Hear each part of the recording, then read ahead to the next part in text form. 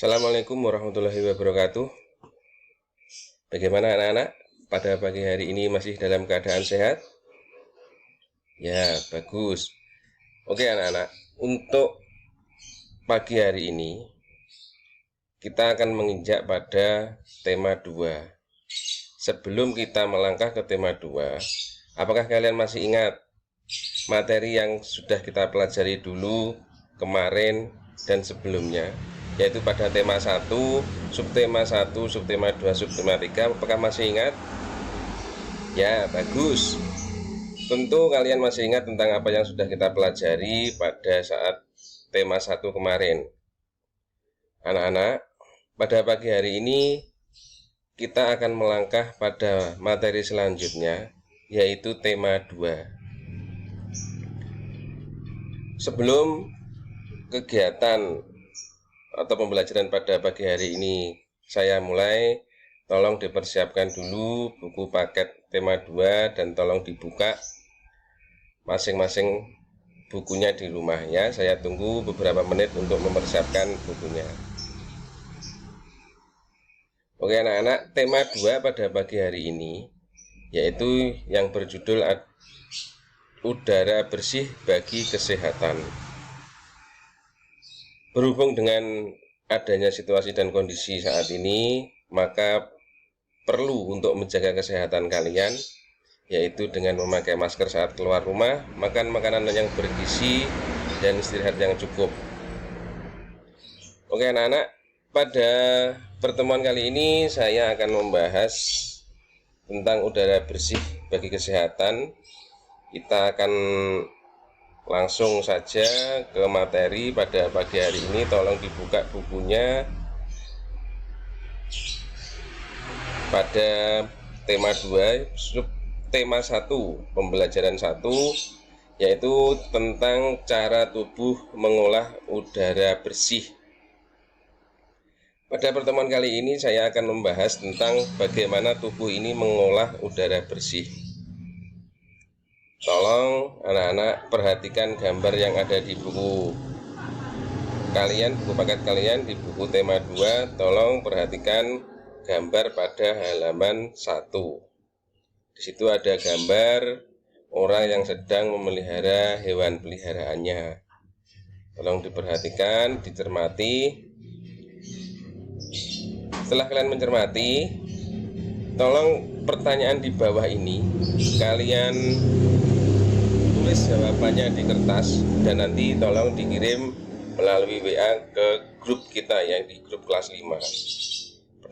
Pertanyaannya apa saja? Yang pertama adalah apa saja makhluk hidup yang ada pada gambar di atas? Itu hewan apa saja yang ada di situ, kalian tulis sesuai dengan yang kalian amati. Yang kedua, apa saja perbedaan makhluk hidup yang ada pada di gambar? Pasti ada perbedaan antara kambing, bebek, ayam, sapi, atau dan sebagainya. Di situ sudah ada. Silahkan kalian jawab sesuai dengan apa yang kalian lihat. Sampai di situ, sampai kalian kerjakan pada nomor 7 sampai dengan nomor 7. Bagaimana tanggung jawab kita terhadap masyarakat dalam menjaga ketersediaan oksigen? Itu maksudnya oksigen itu berasal dari mana? Oksigen itu berasal dari tumbuhan. Tumbuhan itu bernapas, itu menghirup karbon dioksida dan mengeluarkan oksigen. Kalau kita ingin menjaga ketersediaan oksigen, kita harus tetap menjaga tumbuhan agar tetap tumbuh subur. Selanjutnya pada pembelajaran 1, silahkan kalian baca tentang bacaan dayu dan ikan hias. Itu ada bacaan tentang dayu dan ikan hias, silahkan kalian cermati. Di situ juga ada gambarnya tentang ikan hias dan dayu. Dayu di situ perempuan ya, bukan laki-laki. Lihat itu rambutnya panjang pakai bindu ya. Setelah selesai, silahkan kalian buka lagi pada halaman ketiga. Di situ ada peta map atau mind map. Itu ada pertanyaan, beberapa jenis pertanyaan tentang dayu dan ikan hias yang sudah kalian baca barusan. Apa nama jenis ikan hias yang ada di Priara? Nah, itu ada jawabannya di situ. Silahkan kalian jawab. Misal kalian tulis di kertas folio bergaris, nanti kalian kumpulkan pada hari Sabtu saat mengumpulkan tugas-tugas yang sudah Pak Zakul berikan. Itu ada 6 pertanyaan, silahkan kalian jawab sendiri-sendiri. Di mana ikan hias itu dipelihara, di situ pasti ada jawabannya ya. Silahkan kalian jawab sesuai dengan yang kalian amati. Oke, selanjutnya kita akan melanjutkan pembahasan pada pagi hari ini. Yang tidak kalah penting adalah pada bab ini tentang udara bersih. Kita akan belajar tentang pernapasan pada hewan. Pernapasan pada hewan itu ada beberapa jenis anak-anak. Itu ada beberapa jenis sistem pernapasan pada hewan, itu sesuai dengan jenisnya. Yang pertama adalah alat dan sistem pernapasan pada cacing tanah, itu tidak sama dengan hewan-hewan yang lainnya. Itu bisa kalian baca sendiri. Itu yang terpenting dari cacing tanah, itu cacing tanah tidak mempunyai alat pernapasan khusus, tidak seperti manusia ada paru-paru gitu. Cacing bernapas melalui permukaan kulit. Jadi cacing ini bernafas melalui permukaan kulit. Di situ ada gambarnya. Itu kulit cacing, itu ada kapiler pada kulit cacing, itu gambarnya seperti itu. Kalau nafasnya seperti apa? Nafasnya sama, menghirup oksigen dan mengeluarkan karbon dioksida. Itu segala jenis hewan, manusia itu nafas sistem pernapasannya sama, yaitu menghirup oksigen dan mengeluarkan karbon dioksida.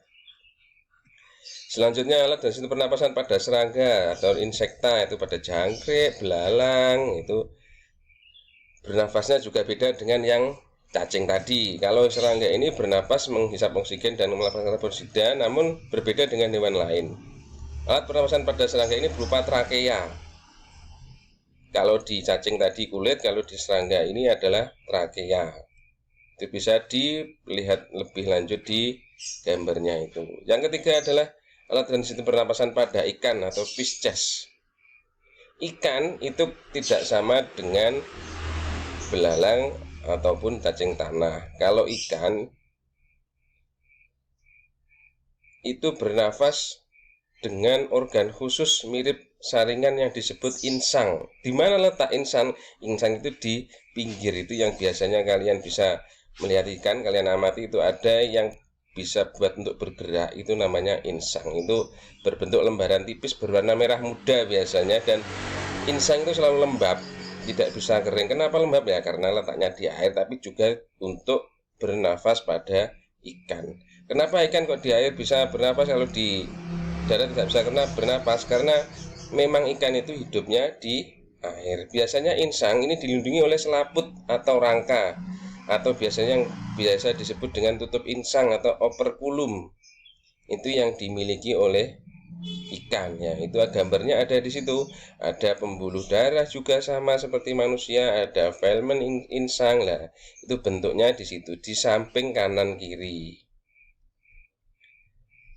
Nah, setelah insang, setelah ikan, ada juga alat dan sistem pernapasan pada hewan amfibi. Itu biasanya amfibi itu pada katak.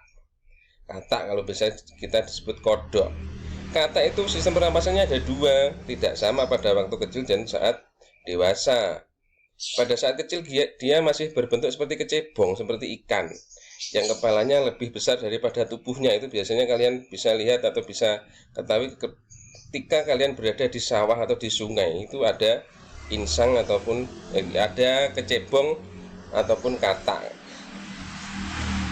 Kalau kecebong itu bernafas menggunakan insang, sama seperti dengan ikan. Tapi kalau sudah beranjak dewasa, keluar kakinya sudah berbentuk seperti kodok, itu bernafas menggunakan paru-paru. Oke anak-anak, pembelajaran pada pagi hari ini saya kira cukup kalian pahami. Jika nanti kalian tidak paham, bisa membaca lebih lanjut. Terima kasih atas waktunya. Mohon nanti setelah mengerjakan kalian bisa mengumpulkan tugasnya pada hari Sabtu ke sekolah ya. Saya tunggu. Silahkan kalian belajar lagi. Pesan dari Pak Zakul, jangan lupa memakai masker, jaga kesehatan, makan makanan yang bervitamin 4 sehat 5 sempurna. Demikian anak-anak pertemuan pada pagi hari ini. Silahkan belajar lagi di rumah, jaga kesehatan, jangan banyak bermain di luar rumah, perhatikan itu ya. Sekian dari Pak Zakul pada pertemuan hari ini. Assalamualaikum warahmatullahi wabarakatuh.